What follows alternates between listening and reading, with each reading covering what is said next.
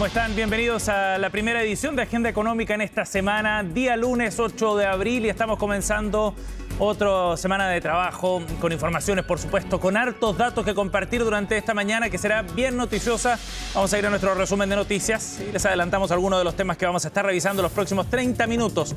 Partiendo por el dato del IPC que conoceremos en instantes, el INE hoy día publica el indicador de precios al consumidor y hay expectativas en torno a un 0,4% por parte del mercado. Es lo que reflejaba al menos la encuesta de expectativas económicas publicada hace algunas semanas correspondiente al mes de marzo. ¿Cuál fue el indicador finalmente? ¿Qué efecto tiene también? ¿Y qué podemos interpretar de la trayectoria inflacionaria en nuestro país? Lo vamos a conocer en segundos acá en Agenda Económica.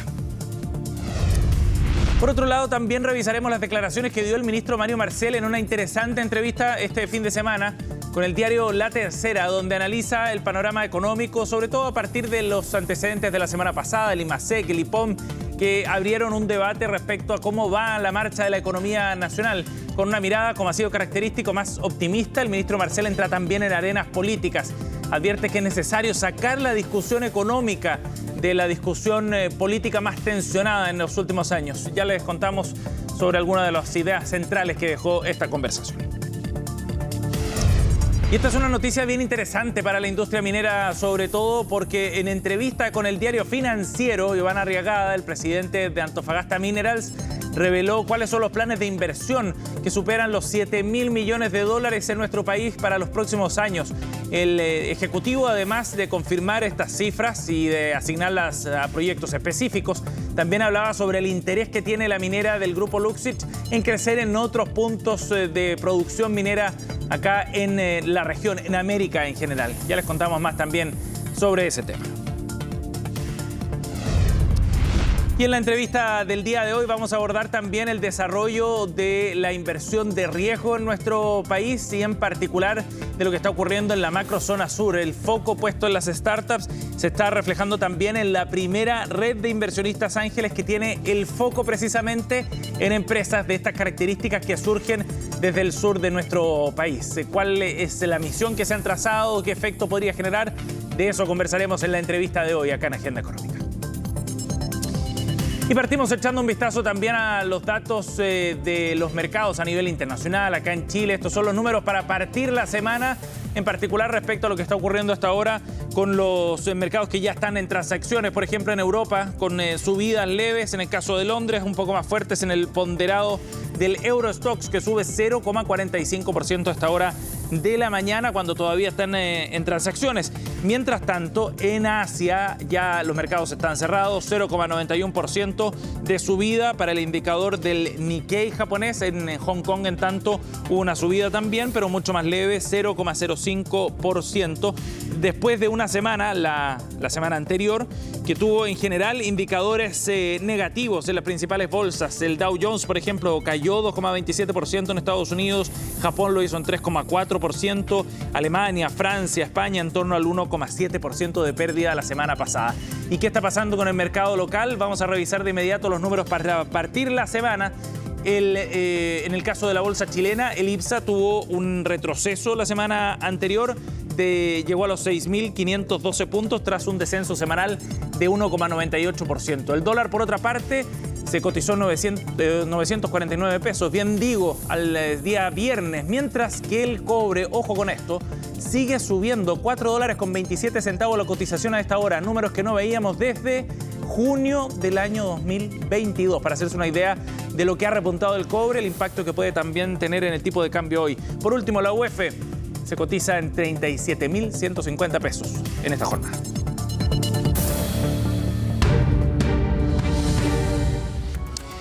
Bien, ya tenemos entonces el indicador del IPC. Estábamos esperando este dato, lo ha publicado el INE. Finalmente, el IPC en marzo registró un alza de 0,4%, bien en línea con lo que estaba esperando el mercado. La encuesta de expectativas económicas que hace el Banco Central a cada mes reflejaba eso precisamente. La mediana hablaba de un 0,4%, eso es lo que proyectaba el mercado. Otra encuesta, la de operadores financieros, que también hace el Banco Central, era levemente superior, era de 0,5%. 5%, pero raya para la suma, está dentro de lo que estaba esperando el mercado, bien en línea con las expectativas, y eso es una buena noticia. No hubo sorpresas en el IPC de marzo. Destaca el alza en educación, en vivienda y servicios básicos, y también la disminución de la canasta y el segmento de alimentos y bebidas no alcohólicas. Esos factores son los que se ponderan entonces para llegar a este 0,4%, que está por debajo de lo que habíamos visto en marzo del año pasado. Ese es un punto de comparación.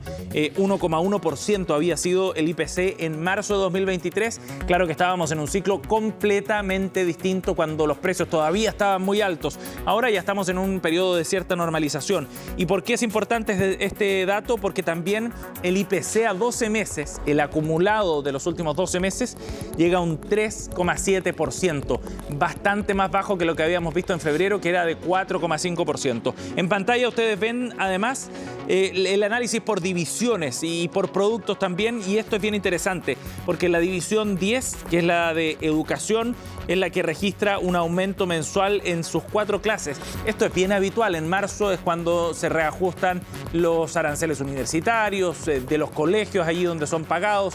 En general, la educación es un sector que sufre cambios bien relevantes durante marzo. La subida más relevante dentro de esta división fue la de educación superior, que subió 4,8%. Enseñanza preescolar subió un 5,5%. Pero bajemos un poco en el boletín. Ahí aparecen los productos específicos.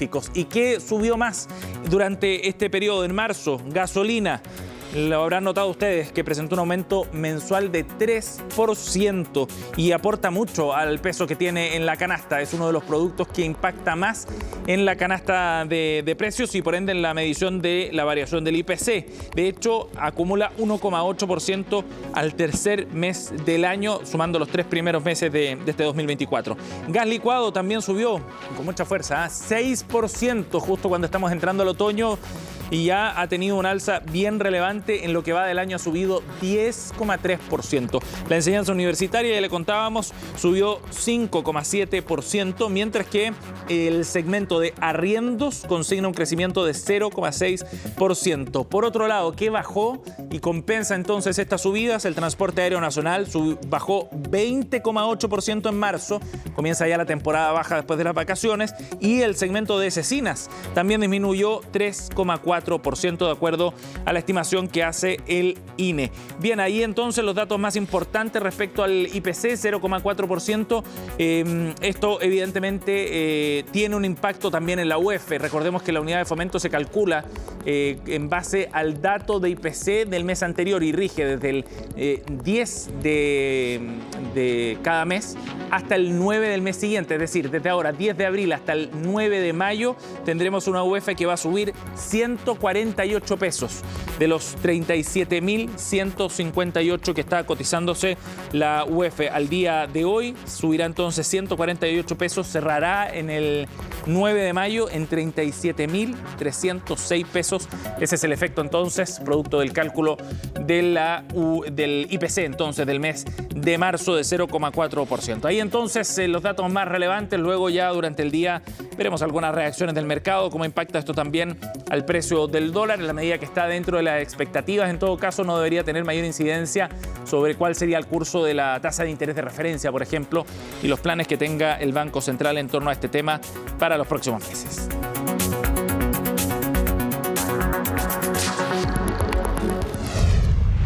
Bien, 8:11 minutos. Nos vamos a otro tema para contarles sobre las declaraciones que dio el ministro de Hacienda, Mario Marcel, en entrevista con el diario La Tercera este fin de semana, que es bien interesante porque plantea algunos puntos de vista, entra en la arena política, sobre todo también el ministro, y analiza las cifras que conocimos hace algunos días respecto al IMASEC de febrero, que fue muy bueno, y también las proyecciones sobre el IPOM para este año.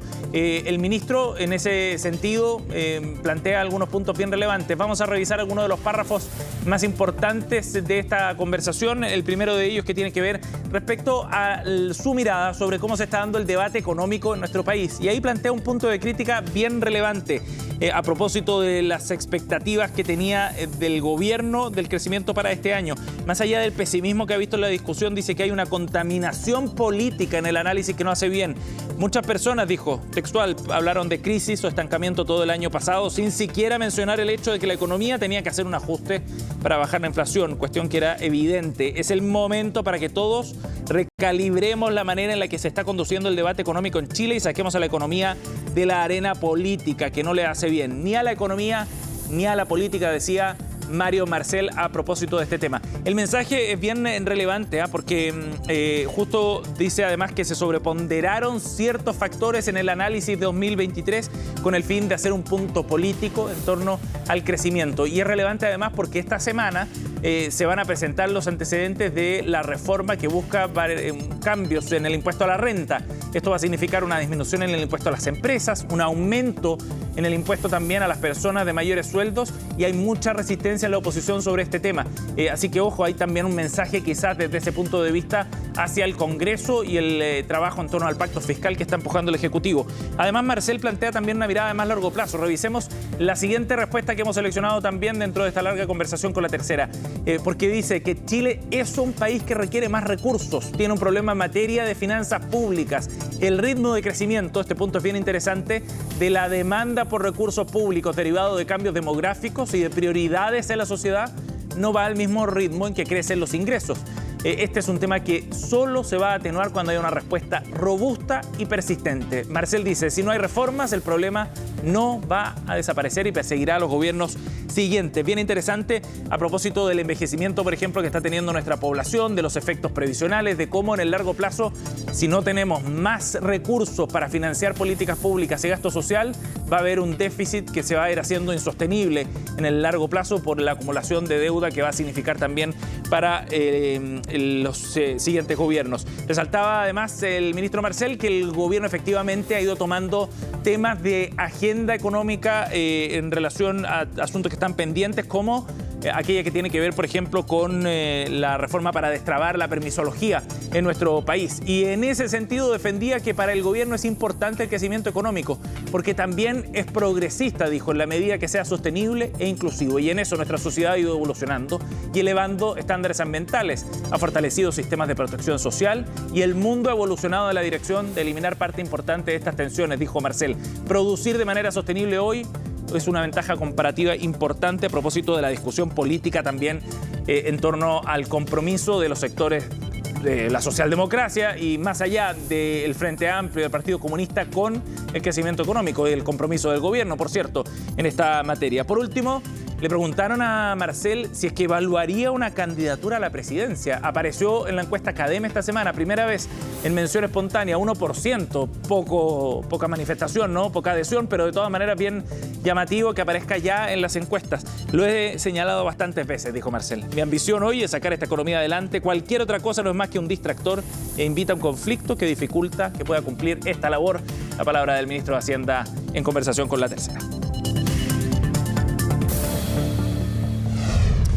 Bueno, vamos a revisar otros temas también a propósito del cambio que se está viendo en el sector minero en particular y de las proyecciones algo más optimistas a partir de los últimos ciclos de precio que hemos visto también en los últimos meses, con un precio del cobre que ha ido al alza y con tendencias también que son más favorables a mediano y largo plazo. Bueno, Antofagasta Minerals anuncia una inversión bien significativa para la minería nacional de 7.500 millones de dólares. Es lo que plantea Iván Arriagada, el presidente ejecutivo de Antofagasta Minerals, quien es el brazo minero del grupo Luxit en nuestro país. Bueno, lo que plantea Arriagada en conversación con el Diario Financiero hoy es que las inversiones totalizan 7.500 millones de dólares en varios proyectos. Por ejemplo, en Nuevo Centinela se destinarían más de 4.400 millones de dólares. En Los Pelambres Futuro, cerca de 2.000 millones de dólares. Estamos hablando de expansiones relevantes de los proyectos que ya están en curso, más algunas inversiones que son habituales para mantener los niveles niveles de producción actual, que totalizan entonces estos 7.500 millones de dólares. Es una cifra muy relevante por el efecto que tiene evidentemente en la economía nacional y porque también se da una señal de confianza respecto al curso de la industria minera en nuestro país, que ha dejado atrás discusiones bien álgidas. El royalty minero en su momento, la discusión constitucional, fueron temas que frenaron la inversión minera. Pareciera eso ya cerrado y entonces se abre un espacio y una ventana también para ir recuperando ciertas confianzas y desarrollar inversiones. De todas maneras, Arriagada también plantea que esto va a tener efectos desde el punto de vista de la producción. La meta es llegar a cerca de 900.000 toneladas de producción de cobre en nuestro país y eso evidentemente que va a significar un paso relevante desde las 700.000 toneladas actuales. Estamos hablando casi un 30% más de lo que se está produciendo actualmente y eso es bien relevante para la posición también que tiene Chile en este mercado a nivel internacional. Por último, Arriagada también dice que tienen la mirada puesta en otras inversiones fuera de Chile. Estados Unidos, Perú y Argentina aparecen también en el horizonte acá en la región.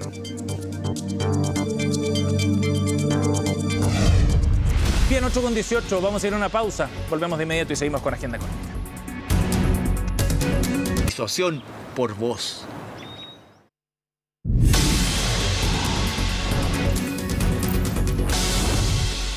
Bien, ya estamos de vuelta y seguimos aquí en Agenda Económica para conversar sobre una convocatoria que se está realizando en el sur de nuestro país, enfocado en el sur en particular, y que busca resaltar a startups que están proponiendo soluciones o productos importantes, innovadores, disruptivos. Son convocatorias relevantes porque además van asociados a financiamiento precisamente para este tipo de iniciativas en la macrozona sur. Estamos a esta hora con el director de Austral Angels, Fernando Paredes Schwen, que nos acompaña para hablar de este Demo Day. ¿Cómo está, Fernando? ¿Qué tal? Hola, bien, ¿cómo estás tú? Muy bien, gracias por conversar con nosotros. Bueno, Austral Angels es una red que pone precisamente el foco en las startups del sur de nuestro país y esta instancia es bien relevante precisamente porque es una convocatoria abierta para poder financiar alguna de estas ideas. Cuéntanos en qué consiste la convocatoria, Fernando. Buenísimo, muchas gracias, primero que todo por la invitación. A ver, la convocatoria, la base y lo central de lo que estamos haciendo es facilitar y ayudar a que las distintas industrias del sur de Chile aumenten su competitividad en sus distintos mercados, incorporando innovación externa a sus distintos modelos de negocio, industrias, procesos, etcétera. ¿Y cómo estamos haciendo eso? Armando una red de inversionistas ángeles que permita que idealmente personas y empresas locales tengan un espacio para conocer startups que estén proponiendo innovación en las distintas industrias. Ajá. Y tenga este espacio para invertir en ellas. Fernando, para familiarizar a nuestra audiencia también con ciertos conceptos, ¿quiénes son estos inversionistas ángeles? Cuéntanos sobre ellos. Inversionistas ángeles son básicamente personas y empresas que están dispuestas a invertir o que buscan invertir en emprendimientos tempranos. Cuando decimos etapas tempranas, queremos decir que tienen sus primeros clientes, que a lo mejor ya están, a lo mejor no tienen todavía clientes, pero ya están muy avanzados en pruebas en laboratorio o ya tienen certificaciones relevantes y que requieren de un capital para poder avanzar, digamos, hasta el siguiente nivel. El siguiente nivel generalmente es lograr tener ventas suficientes para poder subsistir, digamos. Sí, claro. Exacto. Así que básicamente lo que estamos haciendo con Austral Angels es posicionándonos como un espacio de conexión donde empresas y personas puedan conocer emprendimientos de base científica y tecnológica en etapas tempranas e invertir en ellos. Ajá. Fernando, y en ese sentido, ¿el foco dónde está puesto? ¿En qué áreas, por ejemplo? ¿Qué tipo de empresas pueden postular de cualquier sector, de cualquier industria, con cualquier tipo de solución en ese sentido? No, nos focalizamos en las industrias que son las más importantes en la macrozona sur. Siempre se me olvidó algunas, espero que no se me olvide ahora. Forestal, energía renovable, cambio climático, alimentos, biotecnología, turismo, agropecuario y acuicultura, que son las 8 industrias más grandes y con un foco súper relevante en sostenibilidad. Solamente estamos conversando y solamente estamos evaluando startups que se declaran sostenibles y que están impactando en la sostenibilidad. Eso es súper relevante también porque el sur es un espacio que se está posicionando en esa vertical a nivel global también. Sí, claro que sí. Y la idea es ir conectándolo con empresas también que estén presentes en la macrozona sur, Claro. con inversionistas que tienen el foco en la macrozona sur. Exacto, exacto. Y ahí un poco también estamos empujando mucho la lógica de atracción de capital humano, de empresas y de capital financiero, ¿cierto? Claro. De afuera para acá. Por eso es que no ponemos restricción en de dónde son las empresas. Hoy día, como se decía, vamos a tener un demo day, que es esta instancia donde las empresas, donde las startups o los emprendimientos presentan sus proyectos frente a potenciales inversionistas. Esto va a ser el 25 de abril y estamos evaluando 25 startups que postularon y hay algunas que son de fuera de la región, porque son, no sé, pues, hay algunas de la región metropolitana, hay algunas argentinas, hay algunas que son de más al norte, no sé, de Talca. Por lo tanto, el problema, eso está bien, mientras lo que están haciendo y su plan de trabajo tenga considerado venir a impactar en las industrias del sur, bienvenido. Lo mismo con los capitales. Si hay personas y empresas que son de otros lugares y quieren invertir en alguna de estas industrias a pesar de no ser de la región, bienvenido. Sí, claro. Acá lo que necesitamos es que fructiferen, que exploten emprendimientos, que exploten startups que vayan a impactar en nuestras industrias y, de nuevo, ayudar a nuestras industrias a ser más competitivas, a acelerar sus ritmos de crecimiento y básicamente impactar en el desarrollo económico de todo el sur de Chile. Por supuesto. Patricio, de todas maneras, el foco regional es bien interesante porque da señales también de cómo el ecosistema de startups y de emprendimientos está creciendo y se está consolidando, sobre todo saliendo de Santiago también. Sí, claro, eso es algo que ya lleva un tiempo pasando. Sí. Acá yo estoy ahora en Valdivia, vivo acá, y en el sur de Chile en general, sobre todo en los lagos y Biobío, que son dos regiones que están empujando muy fuerte la descentralización no solamente del emprendimiento, sino de la formación en emprendimiento, del acceso a capital. En Puerto Varas hay un fondo de capital de riesgo bastante importante, en Concepción también hay algún, entonces y para el norte lo mismo, acá con las industrias del sur, en el norte con la minería, Atacama Angels está empujando fuertemente también la conexión entre emprendimiento, el mismo cuento pero con otro sabor, digamos, emprendimiento en etapas tempranas pero que impacten en minería. Claro, claro. SQM también está haciendo un gran trabajo en ese Fernando, sentido, hay harto pasando. ¿Y qué resultados han tenido hasta ahora, por ejemplo? ¿Cuánto capital se ha invertido a través de la red de inversionistas ángeles allá en la zona sur? ¿Qué efecto ha tenido eso, por ejemplo, en otras empresas que ya han invertido? Mira, nosotros tenemos un camino cortito recorrido, llevamos 2 años empujando esto. Tenemos 60 y tantas personas y empresas que son parte de la red de inversionistas ángeles, quiere decir son 60 y tantas personas y empresas que están esperando que los conectemos con alguna oportunidad de inversión que ellos consideran atractiva para invertir. 20 y tantas startups han presentado frente a inversionistas ángeles y tenemos 2 casos que son... Uno es un caso muy bonito porque es una startup valdiviana que impacta una startup biotecnológica que impacta en el rubro alimentario, que cuando comenzó a trabajar con nosotros le faltaba bastante trabajo, digamos, o estudio, ¿cierto?, para poder estructurar su ronda de levantamiento de capital. Los ayudamos en eso y en uno de los demo days con nosotros se conocieron con este fondo de Puerto Varas, Tutlis Capital, quienes terminaron invirtiendo en ellos cerca de, no sé, 500.000 o algo así. Por lo tanto, ahí tenemos un caso en que se dio esa ruta de una startup en etapa incipiente, temprana, ¿cierto? Sí. Que los ayudamos a estructurar su estrategia para poder enfrentar una ronda de levantamiento de capital que fue exitosa y que hoy día están escalando a nivel internacional. Claro que precisamente el objetivo, ¿no?, que tiene este tipo de rondas, darle un impulso a empresas que están recién partiendo. Claro. Fernando, muchísimas gracias por conversar con nosotros. La convocatoria abierta entonces para este Demo Day y bueno, estaremos atentos también a los resultados después. Muchas gracias y quedan todos invitadísimos a sumarse a australangels.com. Ahí pueden sumarse como inversionistas ángeles o si son empresas, startups, pueden también inscribirse para buscar levantar capital. Así que muy bienvenido. Muy bueno. Gracias, Fernando. Buenos días. Muchas gracias. Que estén muy bien. Chao, chao. 8:30, así cerramos Agenda Económica. Gracias por acompañarnos. Ya partimos Noticias Express en unos minutos junto a Frecia Soltov.